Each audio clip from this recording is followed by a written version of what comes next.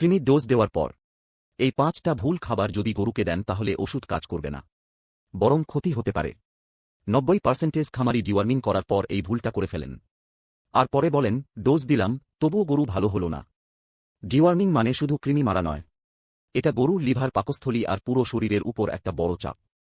Dose দেওয়ার পর ভুল খাবার দিলে লিভার দুর্বল হয়, হজমের সমস্যা বাড়ে, এমনকি ডায়রিয়াও হতে পারে। তাই আজ বলবো ডিওয়ার্মিংয়ের পর গরুকে কোন খাবারগুলো একদমই দেবেন না।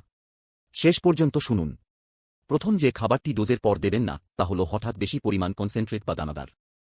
কারণ ডোজের পর রুমেন ও লিভার আগেই স্ট্রেসে থাকে। বেশি কনসেন্ট্রেট অ্যাসিডিটি বাড়ায়, ওষুধের পার্শ্ব প্রতিক্রিয়া বাড়ে। দ্বিতীয় যে খাবার একদম নিষেধ তা হল পচা বা বাসি খাবার বা ফাঙ্গাস ধরা খড়, ঘাস।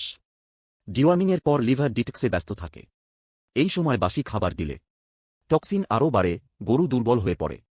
তৃতীয় ভুল খাবার অতিরিক্ত ভেজা বা ফার্মেন্টেড ফিড, যেমন বেশি ভেজানো ভুসি। এই খাবারগুলো রুমেনে গ্যাস তৈরি করে। ডোজের পরে গ্যাস ও পাতলা পায়খানার ঝুঁকি অনেক বেড়ে যায়।